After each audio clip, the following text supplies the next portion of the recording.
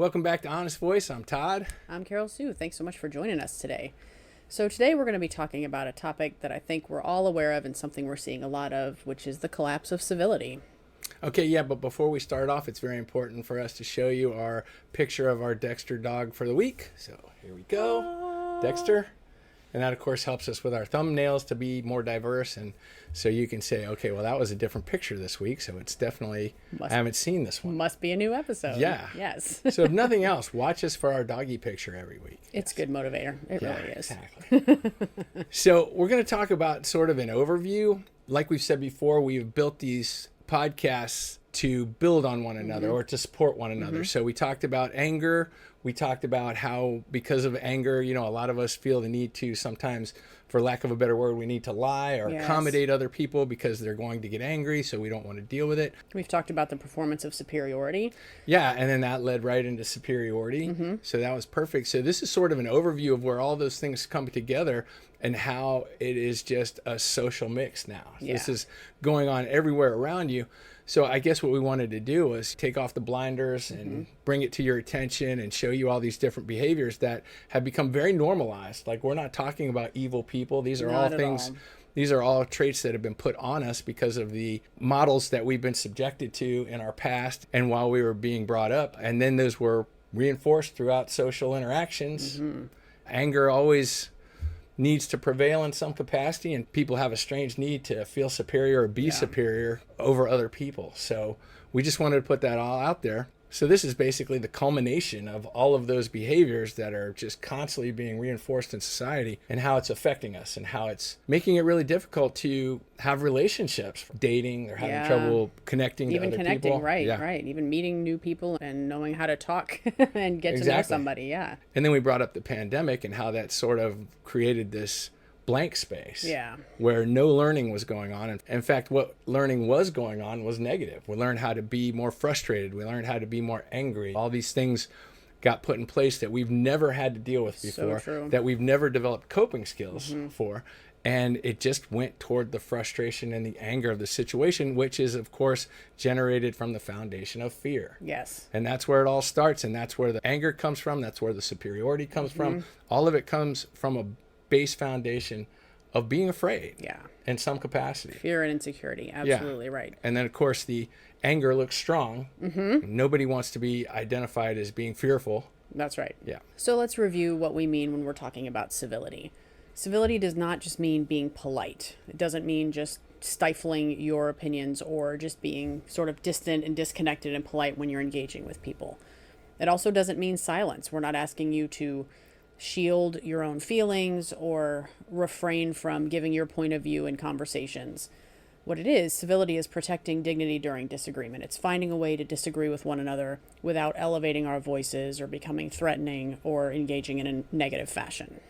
Yeah, we've demonstrated this by, sometimes I'll make a comment about my social utopias, where people say like, hey, what do you think of this? And you're like, well, I don't really like that. It's like, well, okay, just wanted to show you anyways. There it is. It's like, hey, I appreciate it. Now I feel educated about that. You take care. It's like, you too. And it's like, that's it. I mean, that could happen. It could. But we have normalized all of this condescension, like we've said in previous episodes. I grew up in an environment where everything was criticized or degraded in some capacity. You couldn't just get a question of, hey, where'd you get that from? It was always, where'd you get that from? Always that tone. Yeah, it always had that body language of condescension or criticism in some way. And it was a strange environment to grow up in, but that's all I'm used to. So these kind of conversations are really appealing to me. Just being able to say, yeah, I don't agree with what you're saying, but I still respect you. Yes. And I don't have to believe you, or I don't have to think the same way. It's easy to just say, we don't see things the same way, and that's okay. That's okay. Yeah, the weirdest thing, when there's a difference of opinion, they go into this black or white, right or wrong thing. Like, well, if they're not agreeing with me, then I must be wrong or could be wrong, and I just can't tolerate being wrong, and I know I'm not wrong. Yes. So I need to force them to change their opinion in order for me to feel more comfortable with my opinion right now. And that's a really odd thing. I mean, opinions are opinions. And a lot of times opinions, they don't come from any factual matter. A lot of times it's just like, well, I don't think it works that way, or I don't feel comfortable with that particular solution. And those are fine. They and are. that's good. They are. Instead of, why not? The posture. Back to the posture. It's pretty scary, huh? Terrifying. It's like those scare videos, where they're watching yeah. something on TV and then this big scary face comes up and it's like, ah! That's what it felt like, didn't it? We'll have to put a warning before the episode for the scary thing in the middle. Yeah. Yeah. Yeah. So the main thing you want to communicate is, I want to understand. I don't want to win something. I don't want to have the upper hand. I mean, I just want to collaborate. Yeah. Nobody needs to be the best or the smartest or the super person, whatever It's you want true. to call it. Well, the super person is a whole different thing. We want to be the super person. We do want to be the super person. That's the We're working on unflappable. that. Yeah. That's right. That's the unflappable individual that comes up and is like, hey, did you call me a name? And it's like, no, I did not. It's like, oh, okay, well, I'm sorry for bothering you. And then move on. So the fundamental theme across all of our podcasts as Honest Voice is to make sure that we have a good environment in which to communicate honestly. And civility helps make honesty survivable. That's how we're able to share our opinions, even if they differ from the majority, without fear of being laughed at or judged or criticized. Yeah, and we've been talking about that in almost every video, that we made it very clear that we program the people around us on how to respond to us. We know this from corporate environments, that when you have a loud, mean boss, that you don't approach them anymore. You don't give them information they need. And a lot of times that can get you in trouble, because when you have a toxic boss, there is no right answer sometimes. It's everything is on eggshells, and you're like, I don't know if they're going to like this time, and you can never predict which way it's going to go. So people just have a tendency to just avoid those kind of people. So there are a few ways that you can tell if civility is lacking in a relationship or in a work environment.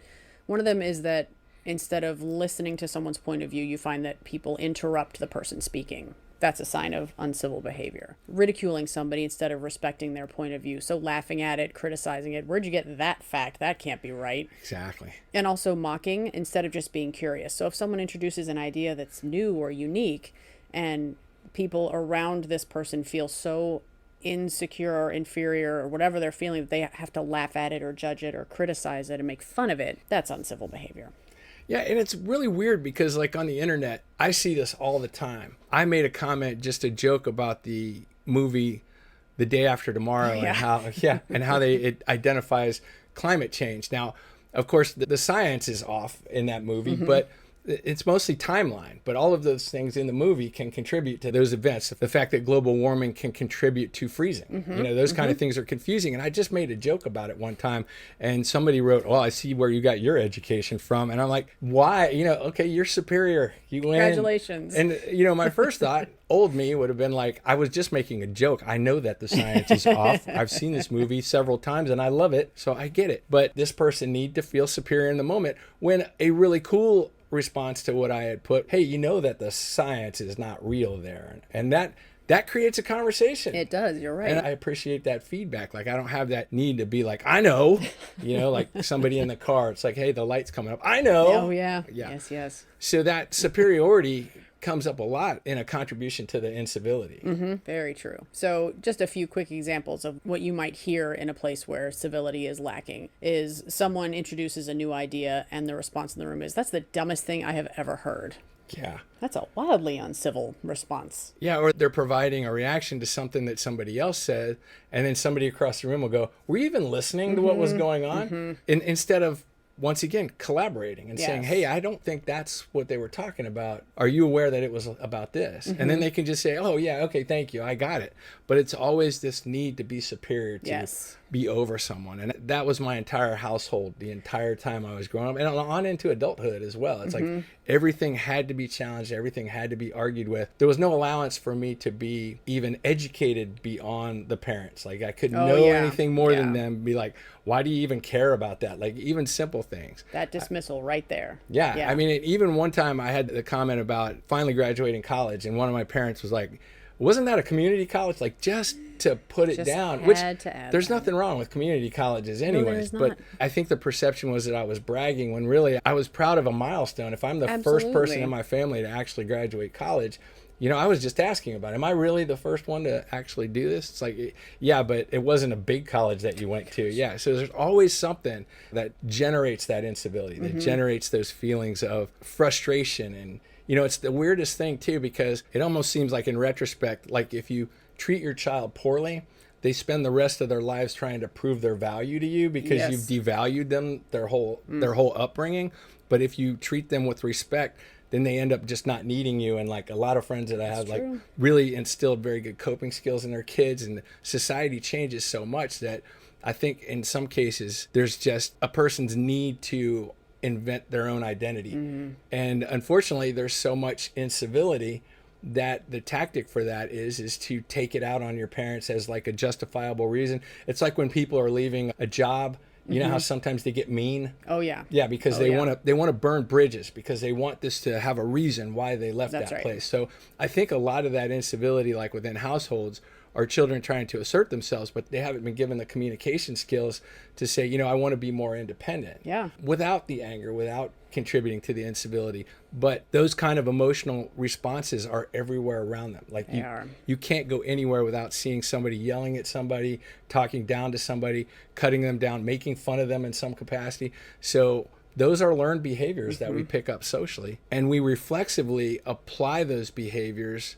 when we don't know anything else. You know, and that's what we're trying to do. We're trying to teach better communication skills so you can not have to burn bridges, not feel that discomfort that you think this must be a reason for me to be angry because I don't feel comfortable with this. So I'm just going to get frustrated about it and make people walk on eggshells around me while I'm trying to deal with this, while I refuse to cope with it in some capacity or heal it. Yeah. So if you live or work in a place where it's really common to experience what we're calling uncivil behavior, or lack of civility, then the pattern you might be seeing is that volume and contempt replace dialogue. So there's not the safety of introducing new ideas or starting a new conversation.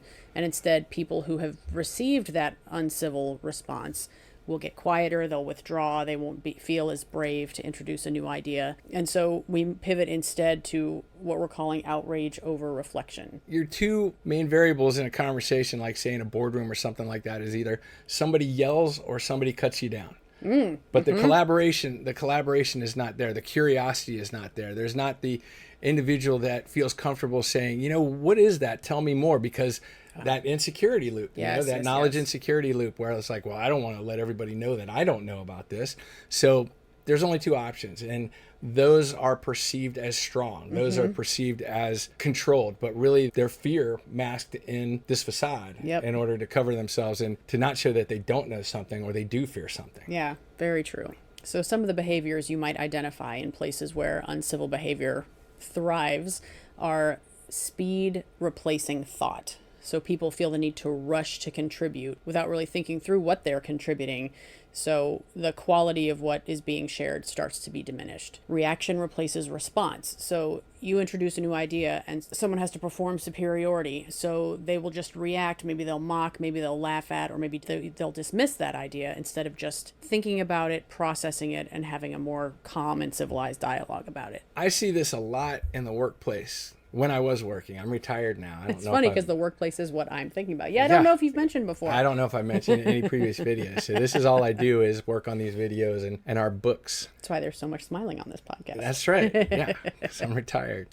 But I see this a lot. A supervisor will like bust out of the gate rather than say, hey, I got a question for you. They'll be like, hey, what was going on with this, this, and this? You know what I mean? They'll start off with that before they even heard the story. And 9 out of 10 times, old me would work very hard to embarrass them. I wouldn't hesitate to say, you know, we can calm down for a moment and start this conversation over. Or I'd like to say, what is it that's making you so angry at the moment? You know, just to like call out their behavior or diminish the whole thing altogether. Like if they're being rude to me, then I'm not going to give them any information back. If they come up to me and say, hey, what was the problem with this? I'll be like, I don't know of any problem. You know what I mean? So I'm just not going to engage in that conversation. But 9 out of 10 times, and think about this, if you are a supervisor, that is not going to work in your favor. Like because you're immediately trying to put the person on the defensive. You are trying to exert your superiority at the moment because you're afraid that you're not going to get the response that you need to solve this problem. True. So that, once again, it's all based in fear in those moments. And what we don't realize is that if you react that way or respond that way, you become the supervisor that nobody tells the truth to. And that's never the person you want to be.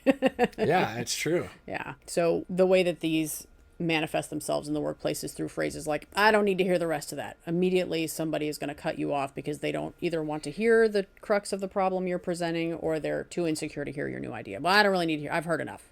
We're too busy for that. Or they don't like the information. You know, Yeah. it could counter something they know. Or they don't want you to shine brighter than them. We both run into those situations where we've had actual peers tell us that, no, you can't do that, and because they're the gatekeeper or something like that. Like, no, you know, there's no more room on the team or something like that, when really they just don't want you to outshine them in some capacity, which is not our focus. Like, we just want to work. Yes. You know, we just want to help other people. Yes. And So if you've got good ideas, we really want to hear those good ideas. Yeah. And then there's that I used to hear a lot in the Navy. It was like, well, if you're not with us, you're against us. Oh, yeah. And I used to say, no, I'm not either. And I'm not going to be manipulated by that. So I don't have any opinion either way. So there isn't for you or against you. That's right. Yes, I'm definitely not with you, but also I don't care what you're doing, so I'm not against you. And I've had a lot of people look at me like, I mean, just walk away, and they're dumbfounded with It's that. true. I've seen a lot of situations where someone else is raging in your general vicinity and you just keep your same calm voice. And all it does is make people who are ready to be mad, madder. Yeah. And, you know, and we've talked about that one. You know, usually what's going to happen, even though we're being calm, not to do that thing like, I see you're very angry right now.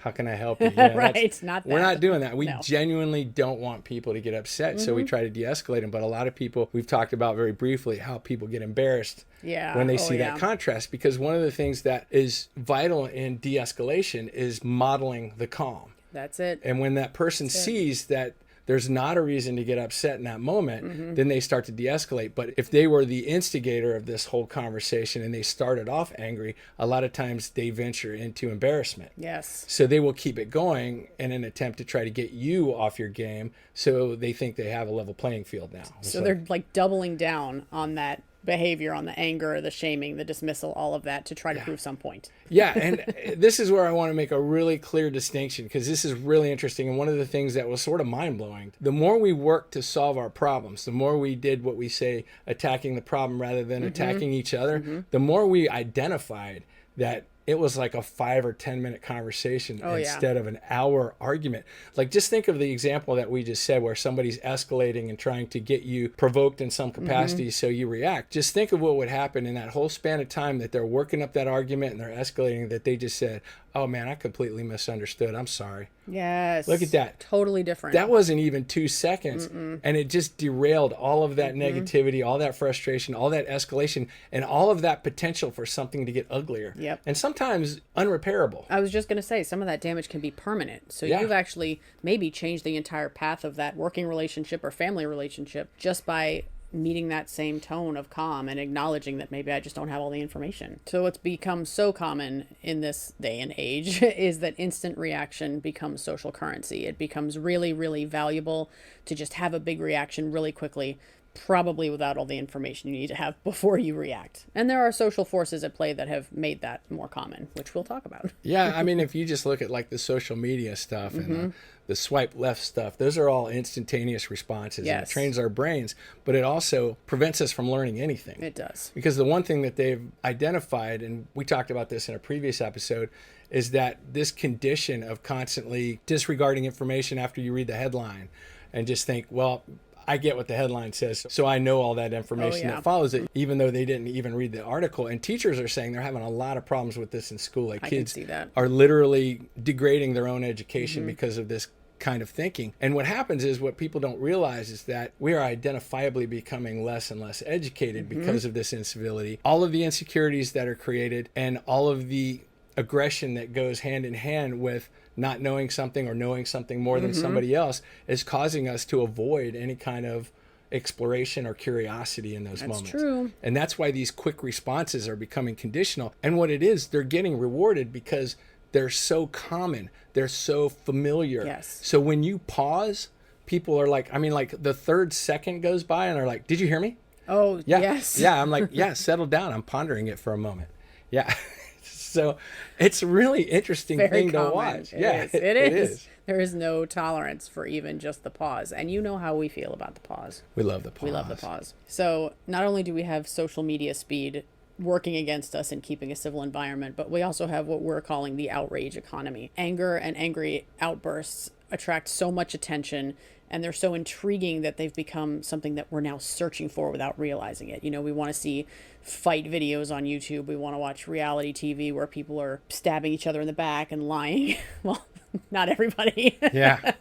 Not a big fan of that. So if anger is attracting attention, then by default, calm is ignored, which means the people who are feeling a little hesitant to introduce a new idea are being reinforced not to be bold and do so. So we're losing those voices while we're continuing to be drawn, without realizing it sometimes, to those angry, reactive, explosive personalities. Yeah, and what you don't realize, like even when you're watching reality TV, you are taking on the characteristics of those individuals in there. In the first draft of Honest Voice, I had a long thing in there about reality TV and how even as far back, you know, when this first became really popular in prime time, it's just the identification of deception and the way they would lie to each other and corrupt each other, betrayal and all that stuff. People were rooting for that. Yes, absolutely. And I think people felt like they got to be part of the secret, and that's what made them feel special. I think you know, that's right. It's like, yeah, so you adapted these characteristics that came from this television show. And I think people acted on that, because what happens is, like, if you see a talking head on TV and the news and they're yelling at you and they're telling you, you know, this is the way it should be, and then you get into a conversation with somebody else and they disagree with you, you will mimic those same characteristics now. Whereas when they can just as easily say, you know, you can believe what you want, you're entitled to your opinion, but now it's like, well, why don't you believe it? And they lean in and they posture, you know, the posture. Twice in one episode. Twice in one episode. Don't be scared. Hopefully you didn't cut us off after that one.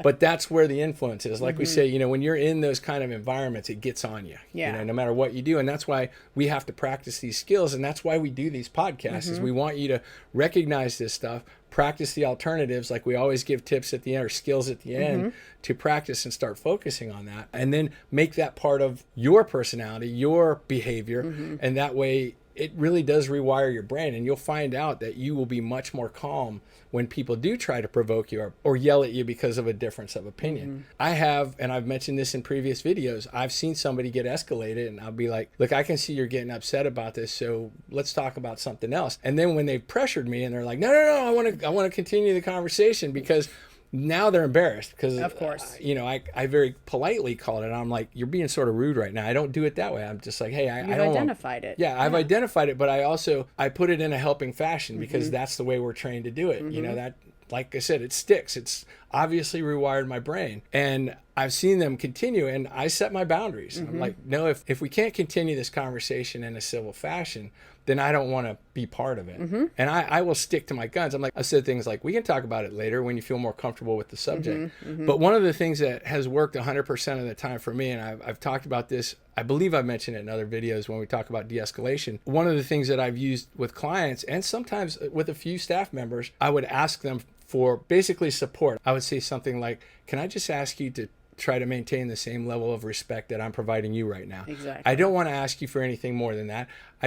I would like to keep this conversation as low level as possible, because the motivation for that is as soon as emotion takes part, your thinking is degraded. It is. You cannot solve a problem when emotions are involved. And there is literally like a slant, where as your emotionality goes up, your rational thinking decreases. That's science. It is, and that's how it goes. So that's why we always say that if two people in a relationship are yelling at each other, you are not fixing anything. That should be a cue for you. Like, as soon as we are emotionally elevated, we need to stop, because we're not doing any good. We're not making progress anymore. Yeah, and most of the time within that hostility, it's nothing but insults and one-upping and manipulating the situation so one person feels like they're the winner in some capacity. And that's all it does. It's true. So since we've acknowledged that we live in an outrage economy, it follows suit that aggression is now perceived as strong.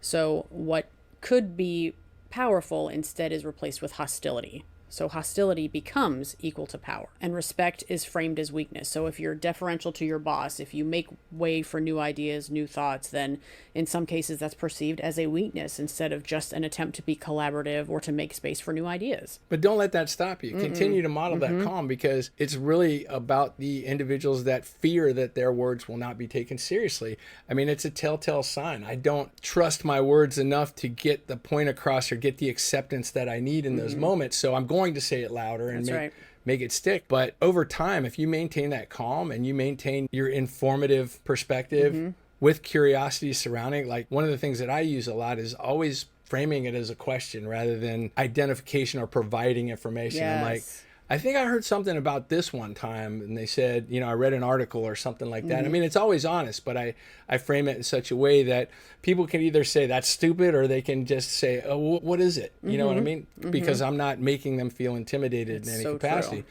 So just frame it in such a way that they have the choice to That's accept right. it. Yeah, you'll find that gets a lot more buy-in, strangely enough. It's a very, very easy little trick to use, and it's really, really effective. Very Yeah, effective. and if you just maintain that consistency, you not only model that behavior, but people do come down. People in Yes. the group will start to see that your words are being accepted, your words are being listened to because they're informative and kind, and the other people are actually being left behind because of their aggravation or their frustration or their emotionality that they have to show all the time. Yeah. So let's talk a little bit about the cost of lost civility.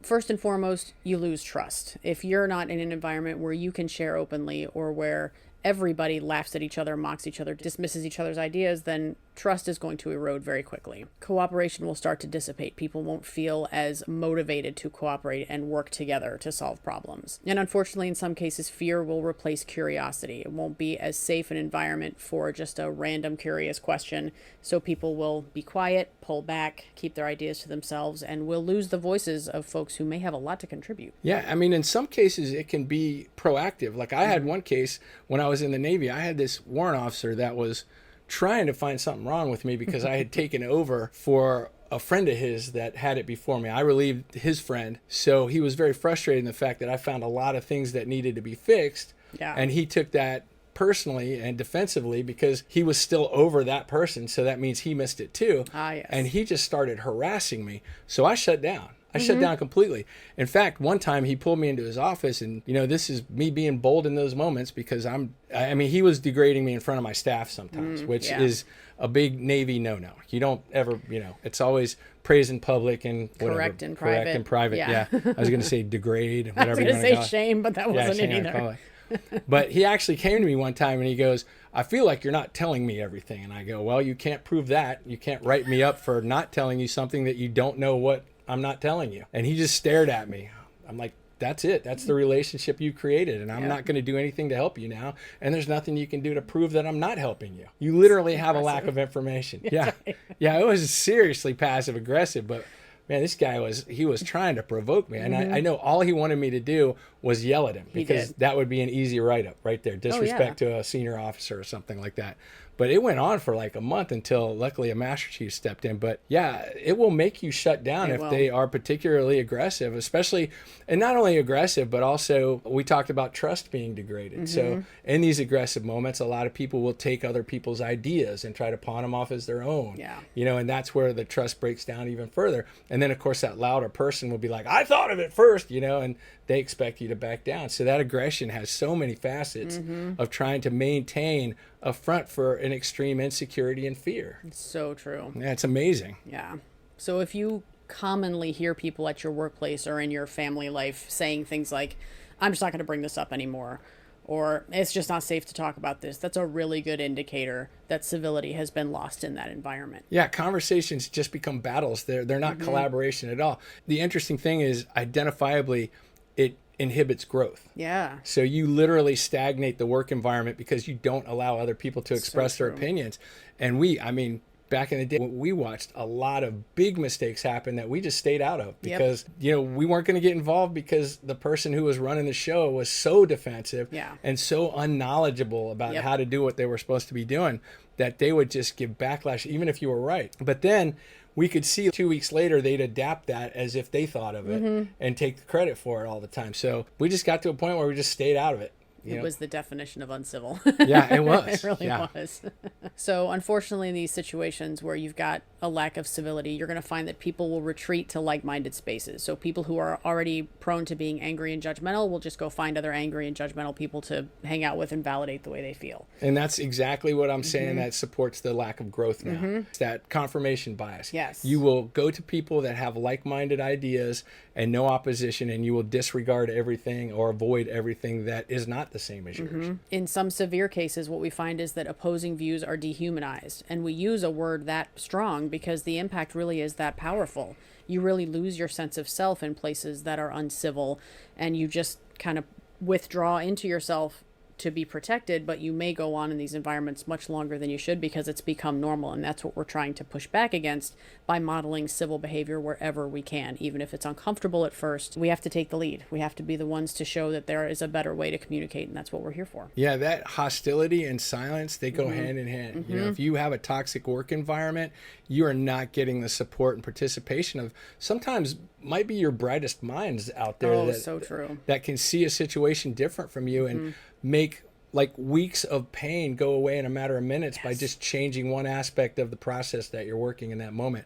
It's amazing how much is lost in these situations based on insecurity. So the great news is there are ways to turn this around, and we're here to talk about how to do that. We certainly know that in collaborations between family, friends, relationships, and work, there's going to be disagreement, but there is a way to disagree with one another without demeaning each other. And that's the critical point of maintaining a civil environment, is to do that in a respectful manner. So this may be examples of phrases like, I strongly disagree with what you're saying, but I won't insult you. I respect you, I just don't agree with this suggestion. You're right. That's good dialogue. I won't insult you, but it almost can be twisted into like, well, were you gonna insult me? You know, sorry.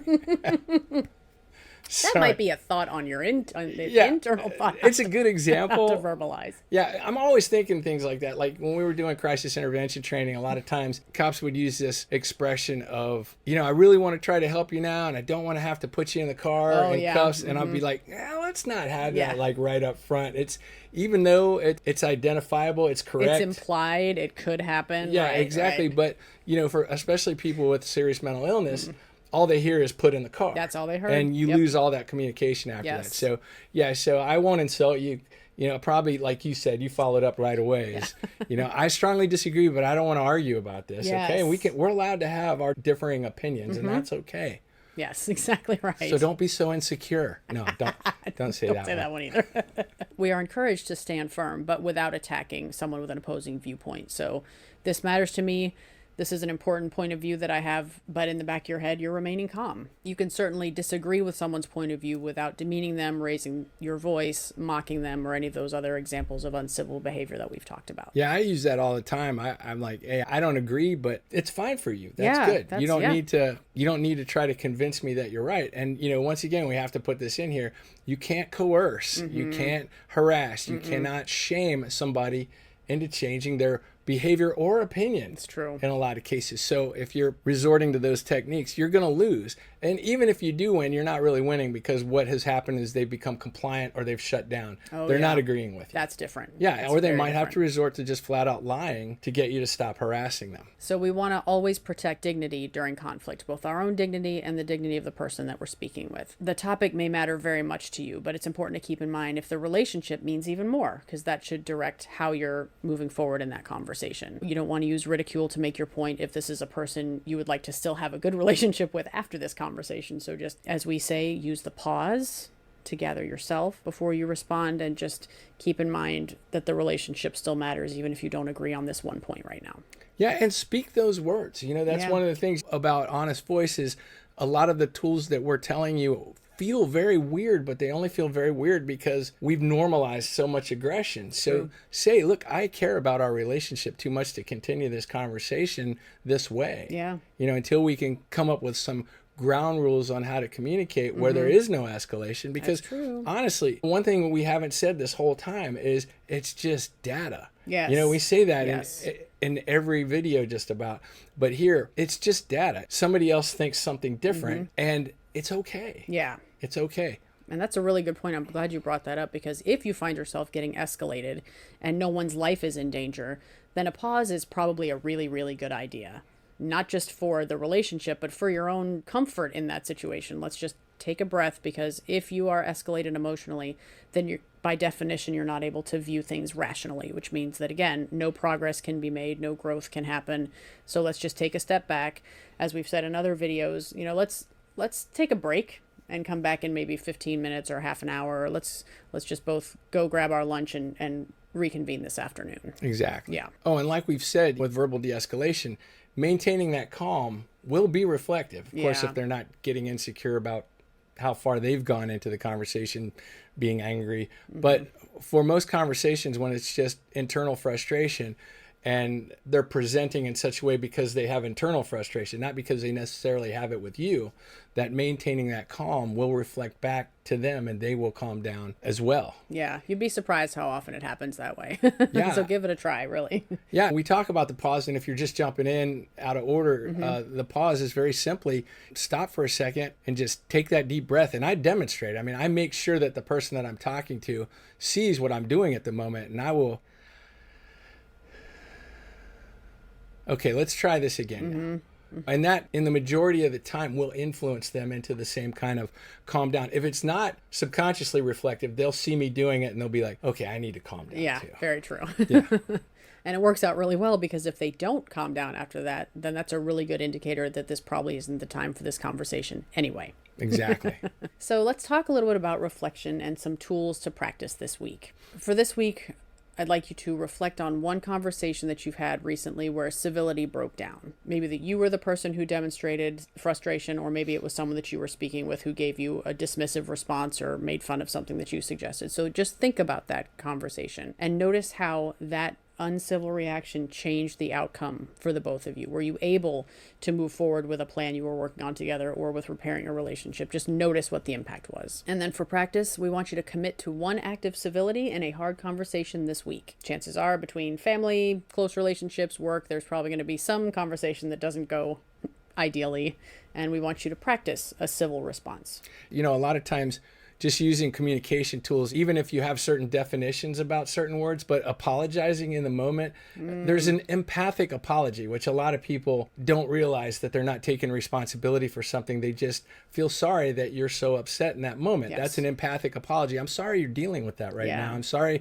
this is frustrating you so much. It's not accusatory. It's not the same as saying, all right, you're getting irritated, so I'm just going Yeah. to back off on this. Like we say, calling out somebody's behavior, labeling it like that, Oh, yeah. never makes them improve their behavior. And everybody does it. I'll bet you might do it today after seeing this video, learning these tools, because they're so ingrained, they're so common. And like I said, it doesn't make anybody evil.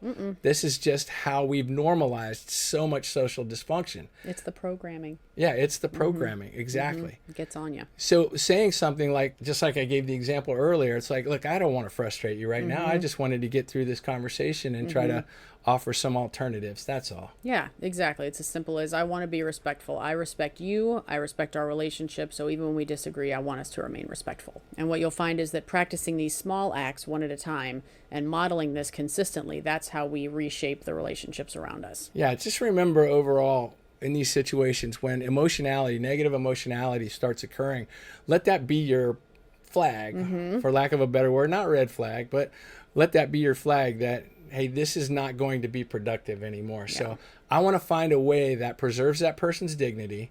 Like, you don't want to end it with, you know, you're just getting too wild about this, so I'm not talking to you anymore. Right. That doesn't help. And that is a shaming tactic, and that is so common. Parents do it to their kids. Bosses do it to their subordinates. Friends do it to their friends. Yep. I mean, it's so normalized, but it doesn't help anything. If you have to use shame in any capacity, it does not work. It does not contribute to anything. And we're saying that over and over again. And believe it or not, we've got a script set up for an entire episode of shame. So that ought to be exciting. I bet they believe it. Yeah. What, that'll be exciting? No, I bet they believe that we have a whole episode on shame. Oh, yeah, they know we do. Yeah, yeah. We've been talking about it a lot. Yeah. We consider ourselves subject matter experts about how shame is utilized and how it is impacted. Yes. So we just want to leave you with the thought that civility is not weakness. It's strength that holds connection in place. And connection, as you know, is what we are all about here at Honest Voice. Yeah, like I keep saying, anybody and everybody can get angry. 5-year-olds, 3-year-olds, they get angry. They throw tantrums, just like adults do. Yes. But not everybody can keep their cool in all these situations. So which is the strength? That's just logical. That's beautiful. Yeah. So if you can maintain calm and get angry too, you got 2 things you can do. That's Whereas right. they only have 1 thing they can do. I don't know if that convinces you. I like it. Yeah. That's my last input for this. That's good info. Yeah. So thank you so much, as always, for your time and attention. If you have any thoughts on this topic, feel free to put them in the comments if you're watching on YouTube, or send us an email. We'd love to hear from you. Absolutely. Have a great week. Thank you so much. Take care.